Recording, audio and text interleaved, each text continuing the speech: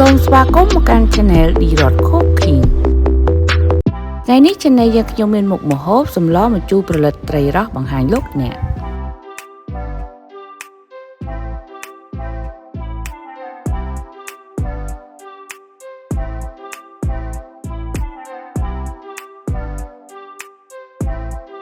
គ្រឿងផ្សំមានត្រីរ៉ស់ចំនួន1ក្បាល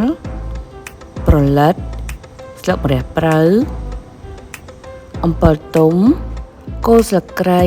ខ្ទឹមសខ្ទឹមក្រហមម្ទេសស្ករសអំបិលប៊ីចេងនិងប្រហុក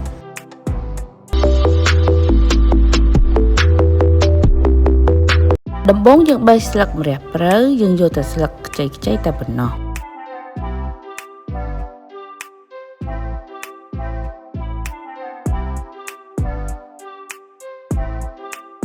បន្ទាប់មកលាងទឹកឲ្យស្អាតចំពោះប្រលិតយើងបកសំបកខាងក្រៅចេញ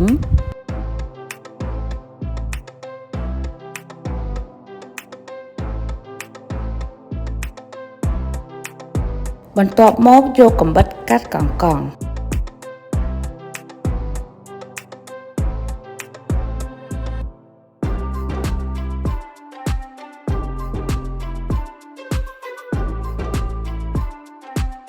រួចលាងទឹកឲ្យស្អាតជាការស្រេច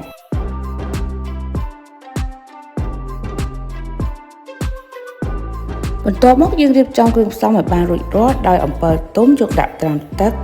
ហើយនៅប្រលិតបកឲ្យបានស្អាតដំបូងដាក់ដាំទឹកឲ្យពុះបន្ទាប់មកយកប្រហុកសាច់មកជ្រុំ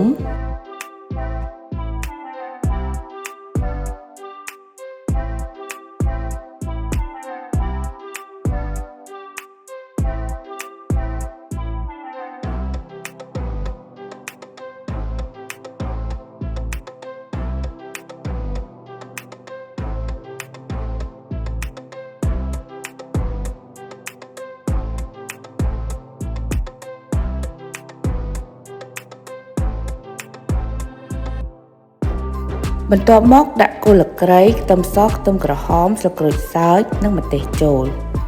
បន្ទាប់មកដាក់ស្ករសអំបិលប៊ីចេងចូល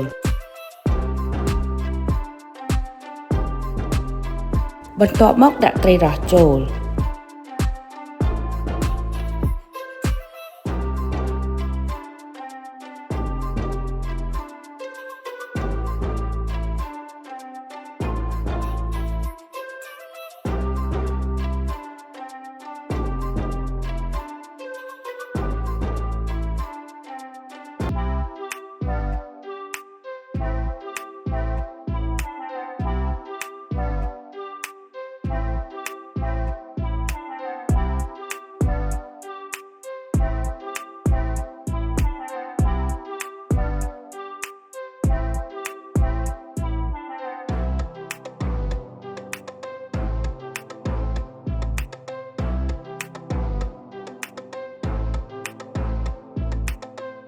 ពេលត្រីរ៉ស់ឆ្អិនចាប់ផ្ដើមដាក់ប្រលិតចូល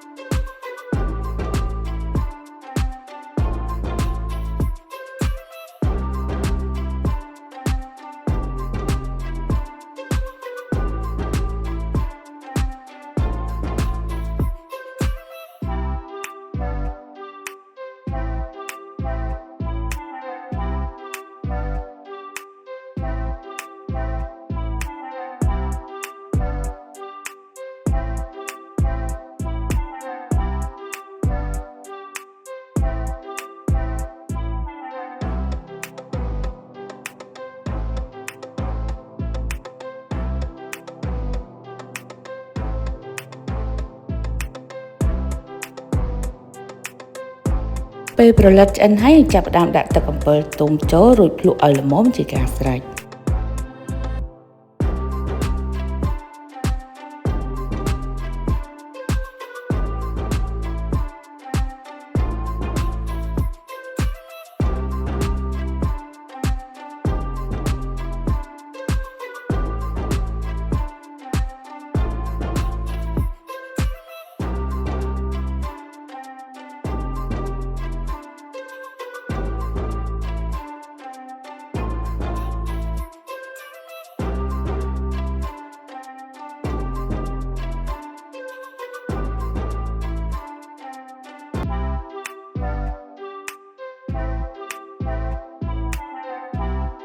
ចុងក្រោយដាក់ស្លឹកម្រះព្រៅចូល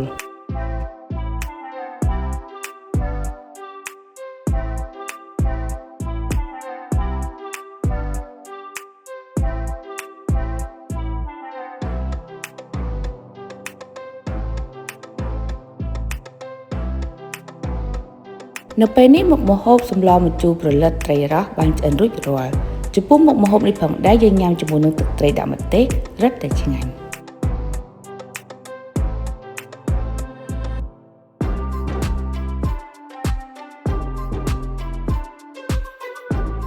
សូមចុច Subscribe និងសញ្ញារូបកណ្ដឹងដើម្បីទទួលបានវីដេអូថ្មីៗពី Channel យើងខ្ញុំ